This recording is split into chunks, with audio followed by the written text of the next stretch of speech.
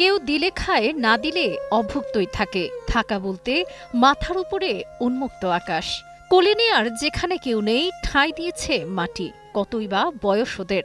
একজন 10 মাসের শিশু এখনো কথা ফুটেনি মুখে। তাকে বুকে আগলে রাখে আরেক অবুঝ শিশু, যার বয়স 9 বছরের বেশি নয়। কথা বলতে পারলেও দিতে পারছে না কোনো তথ্য।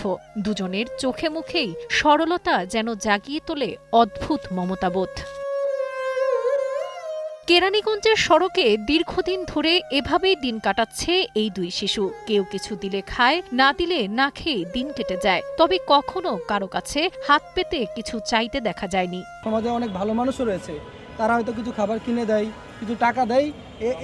এই শিশুটা এরকমও যে ওকে যদি কেউ টাকাও দেয় তাও কিনে খাইতে পারবে না, ওকে জাস্ট খাবার নিয়ে যেয়ে দিতে হবে, বলতে হবে এটা খাবার, তারপরে সে খেতে পারবে, এরকম শিশু। প্রতিবন্ধী এই শিশু দুইটির পরিচয় কি, কেন তারা পথে পথে ঘুরছে? হয়তো তাদের বাবা মা তাদের হারিয়ে ফেলেছে কিংবা রেখে চলে গেছে। কোনো তথ্যই মিলছে না কোথাও।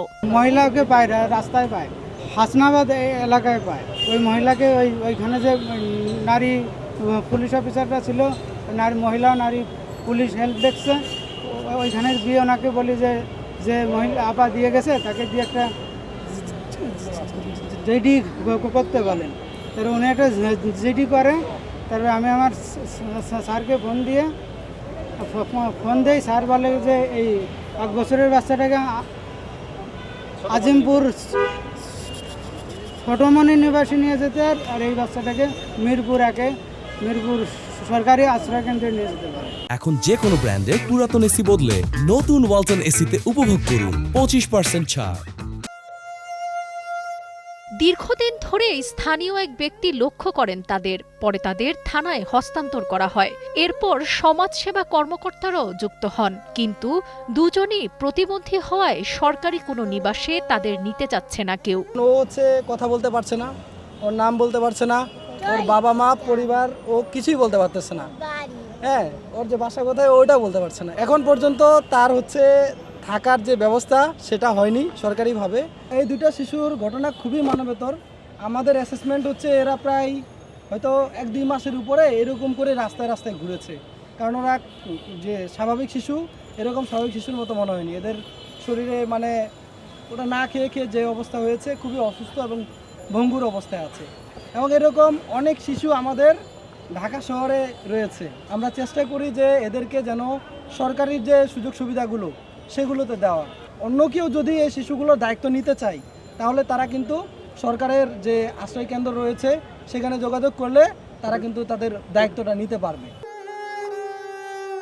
শিশু সুরক্ষার কর্মকর্তারা তাদের থানায় রেখে চলে গেলে মহিলা কনস্টেবল তাদেরকে দেখাশোনা করছে বলে মোবাইল ফোনে জানান দক্ষিণ কেরানীগঞ্জ থানার এসআই জুলফিকার আলী। এদের তো কোনো তথ্য পাওয়া যাচ্ছে না বাচ্চাদের।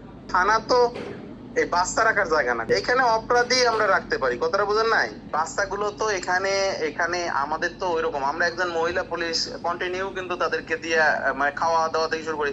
একটা তো একবারে শিশু বাচ্চা, বুঝেন নাই? সঠিক।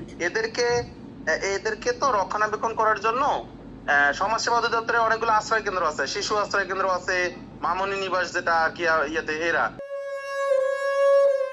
এই দুই শিশুর দায়িত্ব কে নেবে? কোথায় তাদের নিরাপদ আশ্রয়? নীরব এই প্রশ্ন যেন ছুঁড়ে দিচ্ছে আমাদের সমাজ ব্যবস্থার মুখে। মানবতার জায়গা থেকে একটু এগিয়ে এলে হয়তো তারা ফিরে পাবে নতুন জীবনের আলো। শেখ ফরিদের পাঠানো তথ্যচিত্রে ডেস্ক রিপোর্ট, সাবরিনা কাজী, কালের কণ্ঠ।